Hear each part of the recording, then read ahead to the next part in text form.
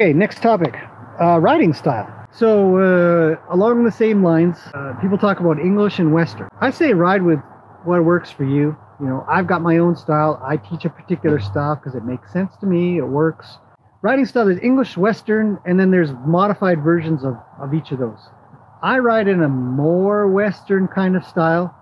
I've seen a bunch of styles out there, and so I'd be a bit of a hybrid. I don't do neck reining if I can really help it. I mean, I might teach it a little bit, but I don't depend on it. But for a Western style of riding, I'll use my outside leg to push inwards, sort of deal, rather than have the horse round around my leg to go on the inside, sort of thing. So there's different styles out there. I say ride with what feels good to you, what works for you, what works for your horse. Horses can get an education in with people in any type of riding. They can get used to whatever you're going to be doing. They're very smart animals, smarter than we are.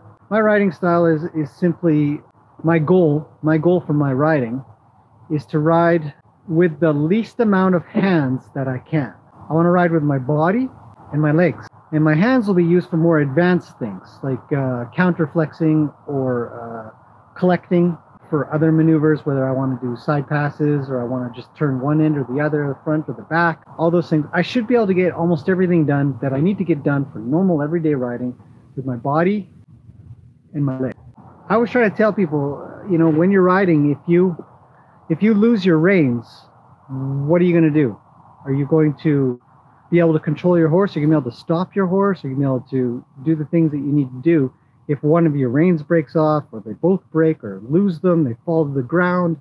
If you have split reins, you can lose them. If you have short reins and the horse puts his head forward, they can yank right out of your hands, and then they go flying up to their ears or right over, and they're on the ground. So there's lots of situations that can happen. So that's sort of my riding style. That's the things that I like to do and teach. If you have any specific questions, I'm happy to answer, but I'd say I'm probably a little bit more casual than some more classical or sort of the strict styles and the cultures that are out there for riding. And that's fine, you know. But I'm looking to get along with them as best as I can with as little as I possibly have to do to get the job done. So they don't get worried.